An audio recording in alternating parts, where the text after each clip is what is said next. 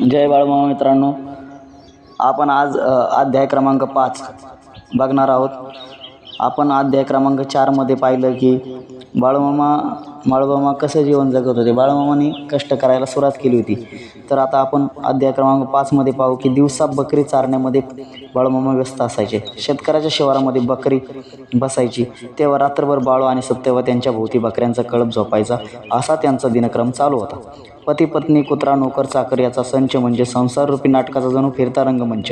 बाळूला मांसाहार वर्ज्य होता. एकादशीचा उपवास आणि फक्त द्वादशीला तो आंघोळ करत असे. मग उपवासाची पारणे फेडत असे. दळणकांडण स्वयंपाक पाणी यात सत्यवा मग्न असे. सत्यवा संसारामध्ये होती दक्ष, बाळूचे होते व्यवहारात लक्ष. त्यांच्या संसाराची अशा मर्यादेमध्ये कक्षा होती. पण एका गोष्टीचं होतं ऊन, सत्यवाला नव्हतं मातृत्वाचं लेणं. त्यामुळे मनाने ती नेहमी दुःखी आणि उदास असायची.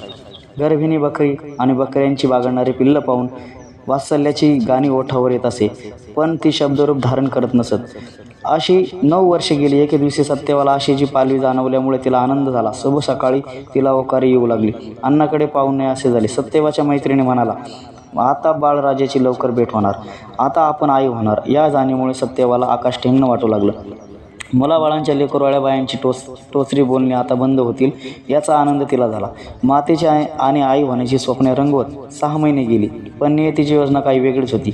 नियती ही क्रूर आणि अतिशय बलिष्ठ असते. ती बळजबरीने माणसाची बुद्धी फिरून ऐकू नये ते ऐकवते आणि न करावे ते करायला लावते. कागल तालुक्यामधील कापशी गावामध्ये शेवळकरांचा मळा आहे. तेथे बाळू व सत्यवा आपली बकरी घेऊन मुक्कामाला होते. याच वेळी तिथून 10 कोस सुमारे 30 किलोमीटर अंतरावरती अक्कोळगावी महालिंगरायाची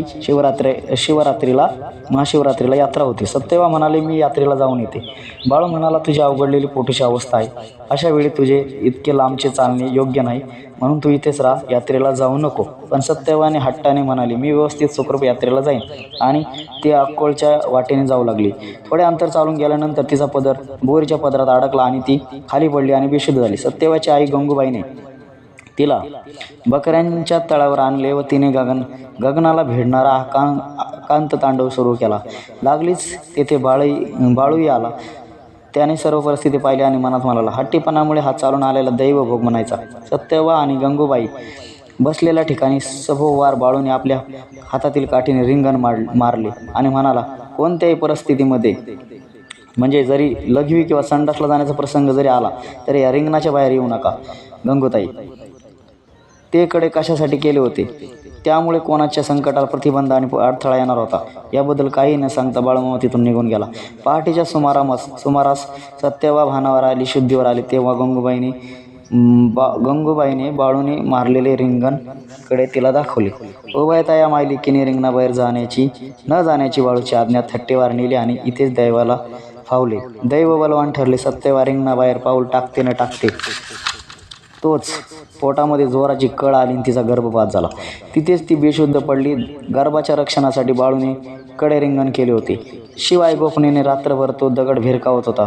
पण शेवटी काळदूताची यमाची करणी चुकली नाही. या घटनेमुळे बाळू अत्यंत दुःखी झाला. अन्नपाणी सोडून दिले आणि आयुष्य असोत सत्यवाला आपल्या जीवनामध्ये परत आणायचे नाही असा निर्धार केला. मानवी जीवनामध्ये देवाने ठरवलेले नियोजन कधीही चुकत नाही. देवाने ठरवल्याप्रमाणे होत राहते. आपल्या इच्छेनुसार येथे सर्व काही होत नाही, हे सर्वांनी जाणून राहायचे. हे ज्ञान सांगून अज्ञान घालवणारा हा 5वा अध्याय संपूर्ण झाला. जय बाळूमामा.